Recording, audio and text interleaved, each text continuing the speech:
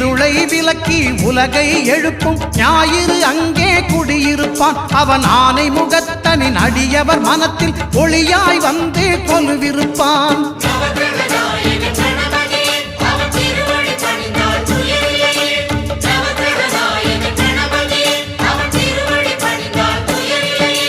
ஒன்பது கோளும் ஒன்றாய் காண அங்கு கற்பகம் என்னும் கடவுளின் மெய்யில்